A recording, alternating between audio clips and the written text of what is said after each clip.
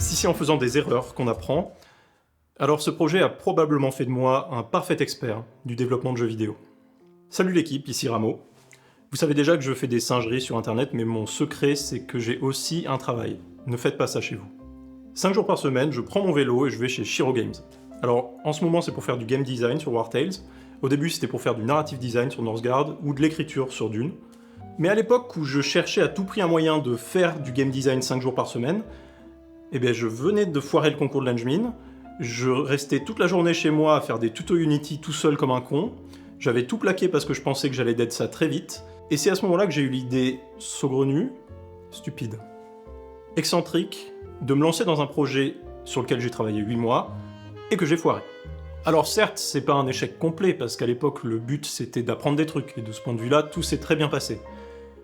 Mais quand je rejoue à ce jeu aujourd'hui, il me fait pas du tout l'impression d'un objet cohérent, amusant, qui aille au bout de ses promesses et de ses possibilités. Du coup aujourd'hui je vais vous parler de ce qui selon moi m'a fait passer à côté d'un résultat cool. Ça pourra éventuellement servir à quelqu'un, mais surtout je pense que ce sera rigolo. Un peu comme regarder quelqu'un tomber, genre sans trop se faire mal, mais quand même de manière un peu spéciale.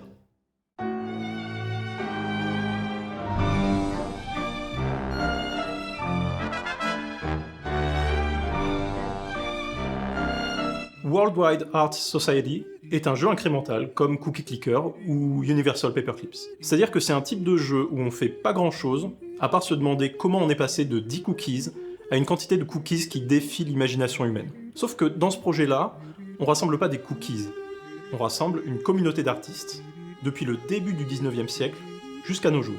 Alors déjà, à ce stade, les plus attentifs auront capté que je vais me ramasser. J'avais décidé de créer un jeu encyclopédique, dans lequel on développe des mouvements, on explore des domaines, et surtout, on rassemble des artistes.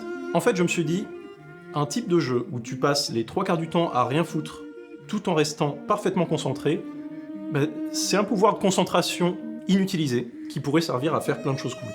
Et plus machiavélique encore, j'ai pensé, donner une répercussion gameplay à une information, c'est le meilleur moyen pour la rendre intéressante. Combien de noms de Pokémon vous connaissez ? Et vous connaissez combien de noms de poètes chinois ? Du coup, toutes les figures qu'on peut trouver en jeu sont des gens qui ont vraiment existé, genre Marie Shelley, Beyoncé ou le Facteur Cheval. Et chaque artiste aura plusieurs effets différents sur l'ensemble du groupe. Par exemple, tel artiste va mettre l'ambiance dans un genre particulier, un mouvement, un domaine ou une région. Ou alors, plus il y a d'artistes dans un domaine particulier, genre le théâtre, plus le perso va foutre l'ambiance dans une région, genre l'Europe de l'Est. Ou l'inverse. Ou autre chose. En fait, il y a tellement une blinde d'effets que ça rend quasiment impossible d'anticiper ce qui va se passer quand on fait quelque chose. Et c'est là que le jeu part en couille. Je voulais montrer à quel point la puissance créatrice et l'influence d'un ou d'une artiste dépendent toujours de son environnement. Que l'impact de l'art sur la société dépend pas seulement d'une poignée de génies qui font leur truc dans leur coin. Au contraire, c'est un écosystème complexe, avec des influences qui font le tour du monde pour se croiser exactement là où on les attendait pas. Du coup, chaque membre a son importance. Même le plus obscur des gratte-papier participe à faire vivre un mouvement dont le public ne retiendra que quelques figures célèbres. Pas parce qu'elles étaient vraiment les seules qui importaient, mais simplement parce que c'est plus facile à raconter comme ça. Je voulais participer à casser cette vision-là. Montrer un milieu artistique foisonnant, vivant, complexe. J'ai pas réussi. J'ai essayé de traduire en système les influences, les mouvements, les interdépendances. Mais ce qu'on ressent vraiment en jeu, c'est juste une série interminable de noms qui finissent par nous laisser complètement indifférents. On lit les descriptions au début, puis on se désintéresse peu à peu. On veut juste voir les chiffres monter comme si on achetait des actions chez Total. Plus rien n'a de sens ou de valeur autre que l'influence finale du groupe, celle qui permet de s'étendre. J'ai voulu créer un système trop complexe en fait. Et le résultat c'est qu'il est illisible, tant du point de vue de ce qu'il raconte, que du point de vue de comment il se joue. Quand une chose est vraiment imprévisible, vraiment complexe, elle peut éventuellement faire un très bon jouet, un phénomène qu'on observe curieusement et de temps en temps on touche avec le bout du doigt pour voir si ça bouge. Mais pour que les gens s'investissent émotionnellement dans un système de jeu, il faut leur donner un minimum l'illusion ou l'envie de le comprendre. Suffisamment en tout cas pour pouvoir maîtriser leurs propres actions. C'est la première chose qu'on fait en découvrant un jeu. On essaye les contrôles pour voir comment ça marche, et si ça marche pas, généralement, on retourne jouer à Rocket League. C'est pour ça que tous les systèmes de jeu sont des simplifications. Donc si vous voulez un système vraiment complexe dans votre jeu, il vaut mieux pas que ce soit votre boucle de gameplay. Vous pouvez faire, je sais pas, des plans de procédurales ou les routines de PNJ les plus zinzins de l'histoire, mais démerdez-vous pour que les gens aient au moins l'impression de comprendre ce qu'ils sont en train de faire. Pour exactement les mêmes raisons, je me rends compte que l'onboarding de mon jeu est pas ouf. L'onboarding, c'est ce qu'on fait dans les premières minutes du jeu et qui nous permet de comprendre comment le merdier fonctionne. Ici, c'est à la fois trop lent et trop compliqué. On passe pas mal de temps à attendre. Alors je voyais ça comme un moyen de laisser aux gens le temps de réfléchir à leurs actions et de s'intéresser un peu aux artistes et tout. Mais non, on se fait juste chier en fait. C'est vraiment une chose à laquelle je pense faire très attention à l'avenir, rendre le début du jeu aussi clair que possible. Et pour ça, il n'y a pas de secret, il faut faire des tests. Beaucoup de tests. Observer des gens en train de jouer, voir ce qui est difficile à comprendre, voir ce qui crée de l'intérêt ou dissipe l'attention au contraire. Quelques potes ont accepté de jouer au jeu pour moi, mais j'aurais dû accorder plus de temps à cette étape-là. Et surtout faire des tests plus tôt, pas seulement une fois que le jeu est fini et qu'on veut vérifier s'il n'y a pas de bug. Dès la pré-production, sur un prototype, pour voir ce qui marche en fait, et pas avoir de surprise à la fin. Et en refaire en milieu de production pour vérifier qu'on a gardé le cap. En fait, je vivais encore dans l'illusion qu'il y avait ce truc très clair dans ma tête et que j'allais juste le réaliser, et qu'ensuite ce serait très clair pour tout le monde. Mais ça arrive pas, ce genre de truc. Surtout quand t'es engouffré depuis 8 mois dans un délire tout seul et que ta perception est complètement biaisée.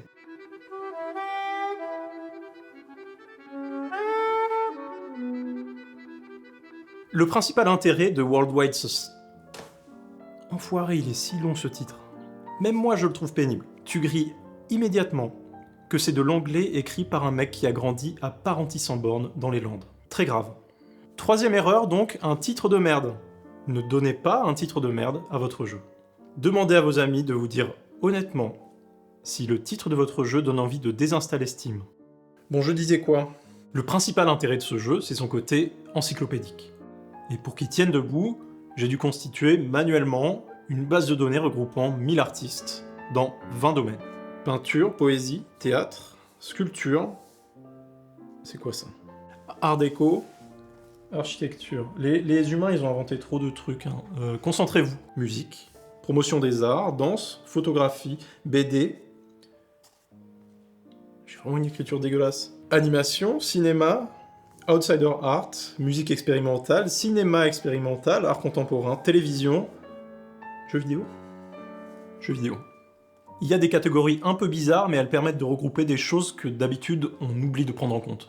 Genre des personnes qui ont permis à des idées de voyager, à des techniques de se développer, ou à des mouvements de se rencontrer. Bref, dans cette sélection, il y a autant de femmes que d'hommes, 120 pays représentés, et j'ai essayé de couvrir le plus de styles possible.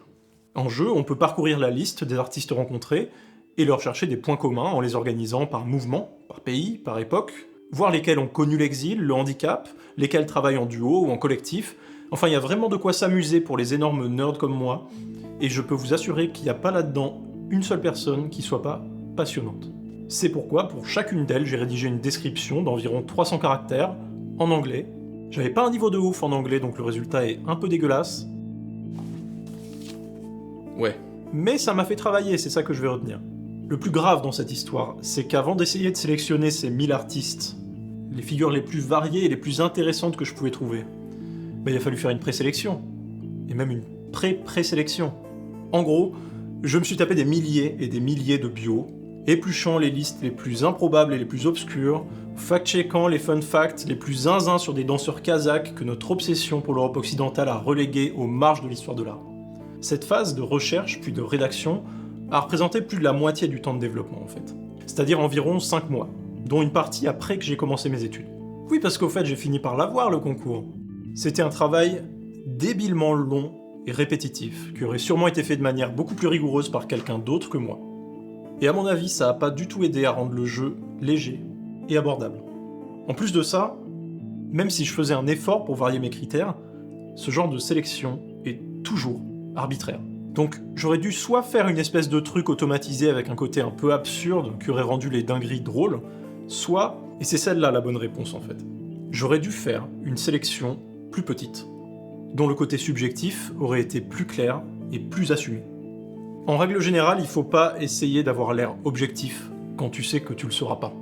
On l'est jamais, de toute façon. Et surtout, ne pas essayer d'avoir l'air exhaustif quand ton sujet, c'est l'art, dans genre le monde, à travers à peu près les 2 derniers siècles. Même si tu mets tous tes efforts, ce sera forcément une tromperie, et ça se verra.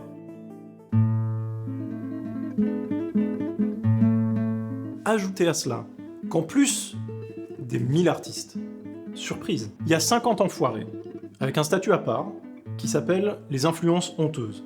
Ce sont des persos qui ont bâti une réputation monstrueuse dans leur milieu, et qui sont devenus incontournables, mais qui ont commis des actes tellement horribles, qui foutent la honte à tout le monde, et que leur influence au final a été largement négative.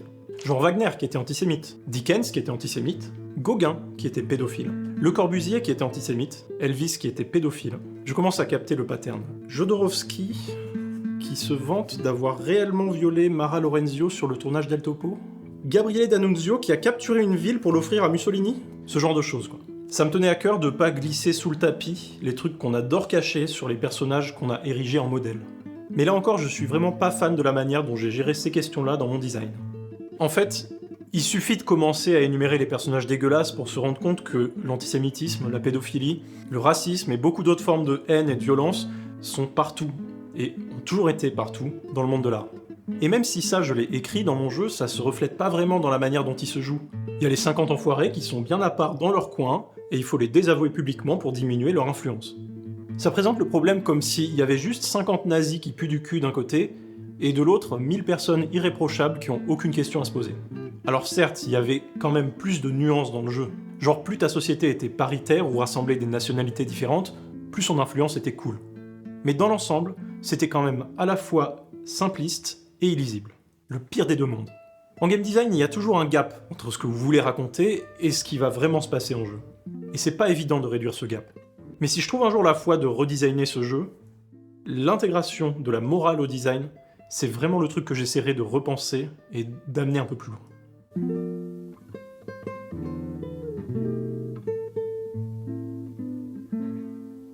L'état actuel du système m'a quand même valu quelques insultes bien fleuries à l'époque où le jeu a commencé à tourner sur Reddit. Réaction très polarisée avec d'un côté I honestly believe this is one of the greatest edutainment tools created and I would be ecstatic if media like this became normalized in pedagogy and curricula.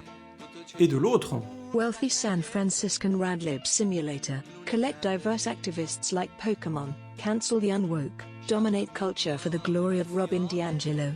ok, même les rageux étaient quand même un peu drôles. En tout cas, ça a bien cliqué. C'est l'occasion de parler un peu de la réception. Quand on fait des jeux, au final, c'est quand même pour que des gens y jouent. On oublie souvent ça quand on passe 14 heures par jour sur Unity, en slip, dans sa cave. Côté com, j'avais fait quelques efforts, mais pas du tout là où il fallait. Vous commencez à capter qu'il n'y a rien qui va dans mon affaire. Mais c'est pour ça que j'en fais une vidéo.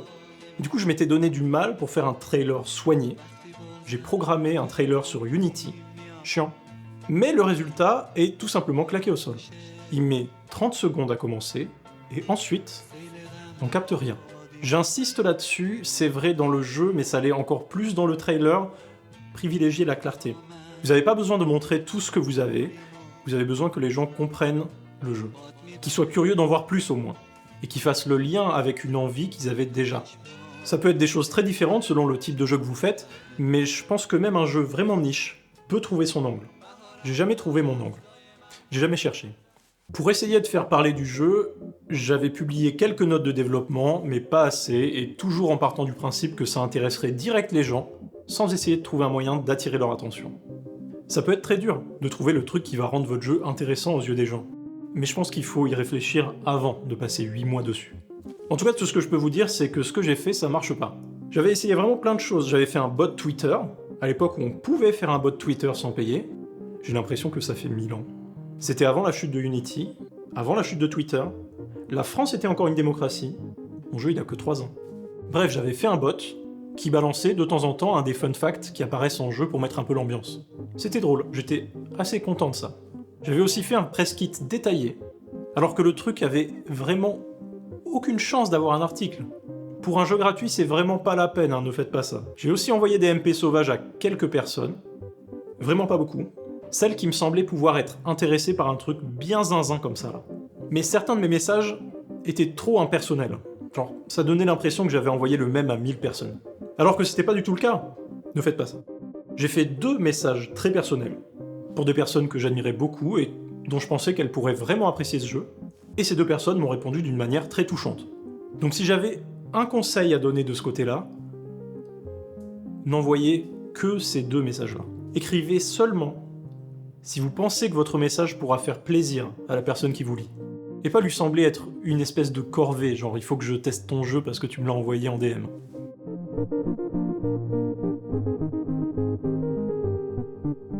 Je me doutais qu'un jeu aussi perché avait vraiment peu de chances de toucher beaucoup de gens. Mais je me suis dit que j'avais peut-être ma chance avec les snobs. Alors j'ai tenté 2 gros festoches de snobs, l'IGF et le Maze. La chance sourit aux audacieux. Pas toujours quand même, il faut pas déconner. On m'a dit que j'étais pas passé très loin d'une nomination à le Maze, et que le projet leur avait plu, mais qu'il était pas fun. Et là-dessus je peux vraiment pas leur en vouloir. Pas de laurier pour mon jeu de snob. Mais est-ce qu'on a fait un peu de clics quand même? Aujourd'hui, le jeu a été téléchargé un peu plus de 2000 fois. Il continue d'avoir des vues tous les jours. Et le fait qu'il soit à peu près tout seul dans son délire me laisse penser que ça va continuer comme ça. C'est très très niche comme jeu, mais si tu cherches un truc dans le genre, ben c'est ça ou rien d'autre. En revanche, quand les gens l'essayent, forcément, il se passe pas grand chose. Le jeu est plutôt bien noté, mais personne saute au plafond. C'est pas le genre d'expérience qui va changer des vies, et c'est pas non plus le jeu que tu lances pour te faire plaisir. Mais il y a quand même des trucs marrants dedans. Déjà le fait de pouvoir s'imaginer une team d'Avengers avec Okusai, les sœurs Brontë, les sœurs Wachowski et RuPaul, je suis désolé mais c'est quand même très rigolo. Être concentré sur son truc et lire tout à coup que l'auteur de Snoopy a failli se faire kidnapper par 2 mecs avec des masques de ski, ça aussi je pense que tout le monde a envie de le vivre. Quoi d'autre? L'interface qui permet de regrouper les artistes par points communs et de guesser. Ça je l'ai créé parce que personnellement j'en avais besoin. Et tiens, un autre truc dont j'ai pas parlé, c'est que pour chaque membre qui rejoint le collectif, t'as une étoile qui apparaît dans le background et qui se déplace lentement. Du coup, au début, le fond est uni, mais il se remplit peu à peu, et quand t'atteins la fin du jeu, c'est un ciel généreusement étoilé qui se révèle. La fin du jeu aussi, d'ailleurs, elle est un peu drôle. Attention, je vais spoiler. Cette liste d'artistes, c'est la dernière trace de l'existence humaine. C'est la seule relique qui a été conservée après le saccage de la Terre par un empire galactique. Et du coup, le jeu est une tentative, pour une civilisation qui s'intéresse uniquement à l'expansion, de comprendre ces données qui lui semblent incompréhensibles. De donner du sens à tout ça dans un monde où l'art n'existe pas. C'est pour ça que tout est traduit en chiffres. C'est une reconstitution froide et absurde, mais dans laquelle on peut encore distinguer les derniers restes, les dernières étincelles de ce qu'a été l'humanité, de ce qui la rendait spéciale. Et on ne peut qu'imaginer ce que pourrait évoquer tout ça dans l'imagination d'êtres absolument différents de nous. Alors oui, c'est une pirouette que j'ai imaginée en voyant que le jeu fonctionnait pas du tout comme j'avais prévu au départ, mais je l'aime bien quand même. Bref, le jeu est foiré, mais je suis quand même très content de l'avoir fait. C'est pour ça qu'il y a environ 1 an et demi, j'ai fait quelques timides tentatives pour reprendre le projet depuis le début. Le réimaginer de manière un peu plus poétique, moins froide, avec une expérience utilisateur plus soignée et un gameplay plus simple. J'ai commencé à faire des mock-ups d'UI, genre ça, ou ça, mais c'était pas ouf. J'ai échangé des idées avec mon ami NoNoise qui était super motivé pour me filer un coup de main, mais assez vite on a tous les deux commencé à manquer de temps, et aujourd'hui je fais des vidéos YouTube à la place, ce qui est une manière comme une autre de procrastiner. Peut-être qu'un jour je m'y remettrai. Probablement pas. En attendant, je suis plutôt content d'avoir appris plein de trucs et d'avoir une base de données de 1000 artistes à disposition pour pouvoir... Je sais vraiment pas quoi faire de ce truc. Je pourrais monter un de ces comptes Twitter réac avec une statue grecque en photo de profil, là. Faire des threads sur l'histoire de l'art, tout ça. Vous inquiétez pas, je ne ferai jamais ça. Twitter c'est fini de toute façon. Unity c'est fini. Qu'est-ce qu'il me reste ?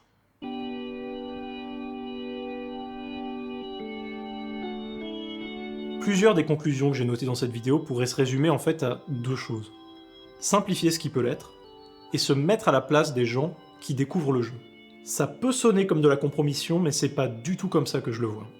En vérité, s'il y a un grand regret que j'ai avec ce projet, mais aussi avec plein d'autres en fait, c'est de pas être allé jusqu'au bout de mon délire. De m'être focalisé sur le côté intellectuel, rationnel du truc, plutôt que sur le ressenti, qui au final est tout ce qui importe. D'avoir été trop raisonnable en fait, et pas assez aventureux sur plein de points. Par exemple, Worldwide Art Society aurait pu être un jeu très poétique, avec une vision plus abstraite, moins strictement documentaire, moins mathématique. Il aurait pu mettre davantage l'accent sur le storytelling, accompagner les narrations émergentes, encourager les personnes à faire des parties très différentes les unes des autres et à se raconter des histoires. Ça aurait été incroyablement plus fou, plus original, plus radical. Et je pense aussi que ça aurait été beaucoup plus simple à faire comprendre et à faire apprécier. Pour moi, simplifier, ça veut pas du tout dire lisser ou rapprocher de ce qu'on connaît déjà. Au contraire, ça veut dire remonter à la racine de votre idée de départ et vous focaliser là-dessus. Sur le truc qui rend le projet spécial. Le truc avec lequel on veut jouer en fait. Et couper tout le reste. D'abord pour se donner le temps de creuser ce point essentiel et radical, mais aussi pour éviter que l'intention de départ ne se perde dans une espèce de bordel. Et enfin, pour que le jeu soit plus facile d'accès. Et pour permettre aux gens de partager cette intention qui nous avait donné l'envie de faire le jeu au départ. Je suis persuadé que le public est prêt à s'ambiancer sur des idées très radicales. Il faut juste qu'elles soient suffisamment bien explorées pour que ce qu'elles ont de spécial apparaisse clairement. Personnellement, ma quête principale, que ce soit dans le JV ou ailleurs, c'est d'aller vers plus de clarté. Et de ce point de vue-là, je reviens vraiment de très loin, et il y a encore du taf, mais on lâche rien. Oh yes, I made it alive. Glacial drive, headed to paradise. In this moment of mine, I can recognize. See that the glare is bright. And with you compromise, I almost died. I doubt the water is red as mine. Hey, how you lonely in a room with God? Never slow up, not even a pit stop. Praying my niggas will never get caught. Overcame it all like I'm some big shot. Was taught to be a man down to the wristwatch. To the collar shirt tucked with the front pocket. Out of adolescence when they go blossom. When your stars align, I hope it's no cause.